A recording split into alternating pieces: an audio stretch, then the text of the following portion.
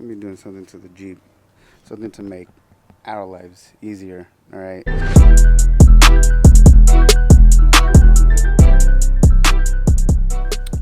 What's up, guys? Welcome back to another video. Today we'll be doing something to the Jeep, something to make our lives easier. All right. So I ended up buying these products from Apex, rapid tire deflators, and a gauge that you just hook them up, or you pull this, whatever. I'm pretty sure you guys have seen these all over the place. But today we're gonna make an attempt to install them while the wheels are on the Jeep. Luckily these are bead locks, so technically just gotta take off the bead lock ring, break the bead, get the old one off, which is right there. I was just taking out all the air. They should be flat, that way I can take off the rings. And let's see if I can do this. If not, then you guys won't see this video. And if I succeed, then y'all will see the video. So I'm gonna go ahead and start. I already took out the air. I've got this Smitty built tire deflator thing that I've been using, but tired of using that, so I'm gonna go ahead and try to put these rapid deflators on. They do come with a little mount for your TPMS sensor. If you use those, I do not, so I will not be using those. We'll go ahead and pop that ring off and see what we can do here.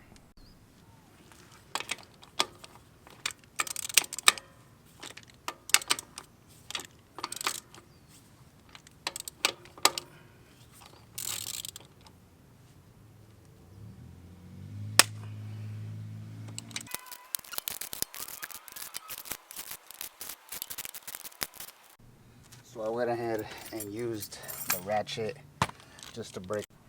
Alrighty, y'all. We got the ring off. We got the valve stem puller right here, ready to take off those factory rubber ones. So we're gonna go ahead and yank that out. Probably gonna put something here, like a little piece of wood or something, just to get some leverage. We're gonna go from there.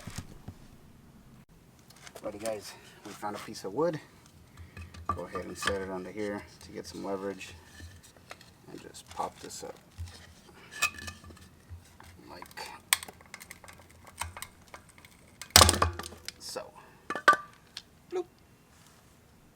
Alright, guys, so I got the new one installed. I did find it easier to put the piece of wood between the tire and the rim because it was really smashing my hand in there.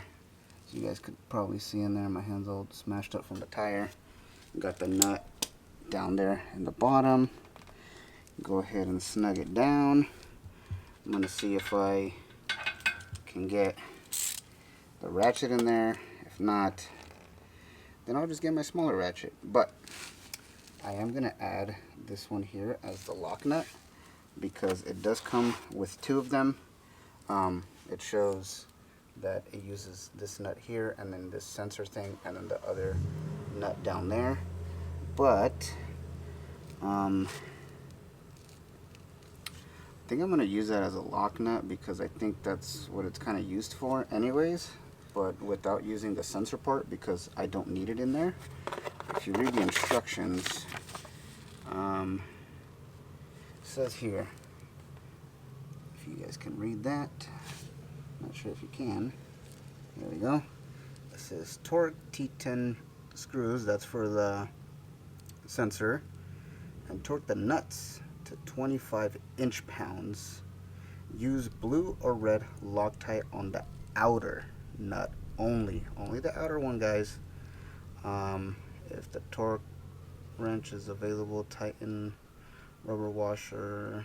Oh, if no torque wrench is available. But we do have one, so I'm gonna go ahead and do that. Okay, change of plans because my torque wrench doesn't go that low. It only goes down to 6. And I did the conversion here. So 25 inch pounds would be 2 Newton meters, and mine only goes down to 6 Newton meters. So what are we gonna do? We're just gonna snug it down. Nothing wrong with snugging it down. So let's go ahead and snug that thing down. Alright, so I pretty much snugged it down until it started turning, which, I don't know, probably seems like too much, but we're gonna go ahead and add this one here. A little blue Loctite right there. We're gonna go ahead and put that on the back side. Pretty much the same thing, just till it stops, just so it doesn't back out. Cool. Let's see how this goes. I'm interested in trying to get the lock ring back on after. Blue thread locker, guys. Gonna add just a little dab in here on the threads. She'll be good to go. It'll be good to go.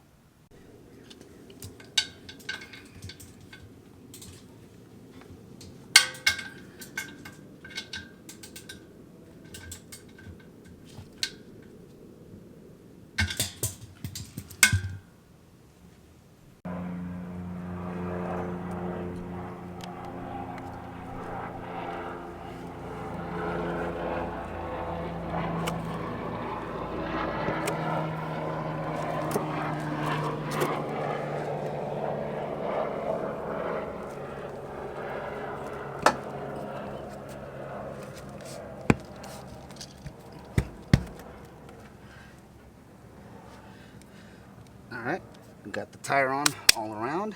I'll be right back. Alright guys, package here from Method. Go ahead and open this up.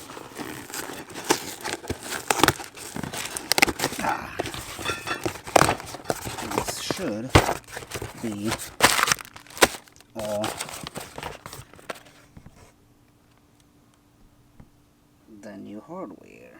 Feel this little freaking, come on guy, zoom, not zoom, but this thing would just focus. There we go. That's what we got here, boys. New hardware from Method, because those are looking a little crusty. Oh yeah, look at that. New hardware, zinc hardware. We got all new hardware and washers. Oh, none of those them. We don't need that. Just checking here to make sure that the new hardware, same size as the old hardware. Well, look at how beat that is. Look at how nice and shiny that new one is. I don't know how many times this one's been torqued down, but I'm pretty sure it's been a couple. They say replace them after every use, but last time I didn't. I just went ahead and reused them with a little bit of anti-seize. Unfortunately, y'all, I do not have anti-seize with me today. I wish I did, but I don't. And since I don't do a lot of water crossings or whatever, I'm just going to put a little dab of grease. Hopefully it does not bite me in the ass later. I mean, the holes that were being used do still have some anti-seize in there, so hopefully that'll be enough. But I'm gonna go ahead and assemble all of these, and y'all will see it when I'm putting the ring back on. Alright, so we got those all on there with the impact. I'm gonna go ahead and torque them down. Little 3/8. You guys have seen this before. 3/8.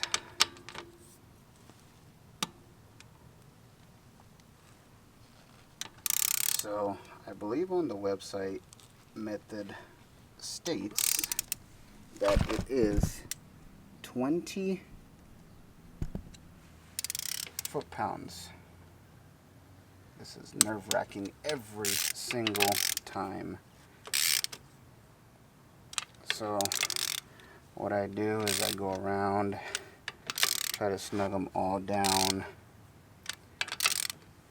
I'll do like 5 at a time, and then I'll jump to the other side.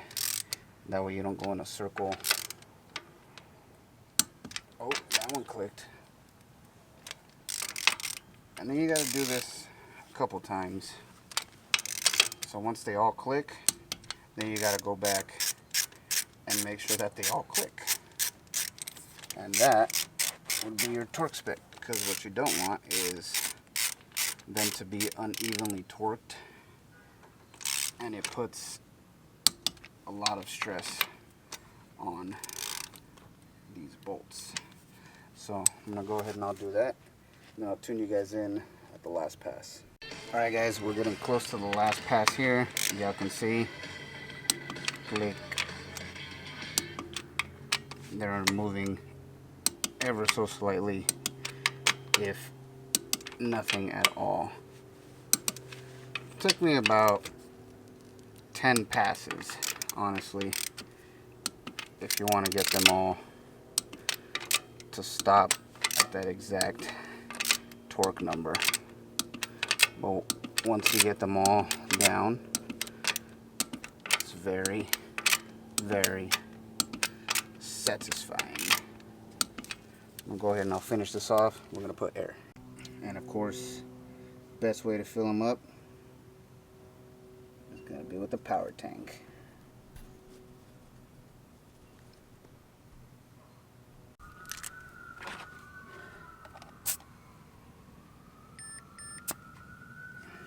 That would be accurate as hell.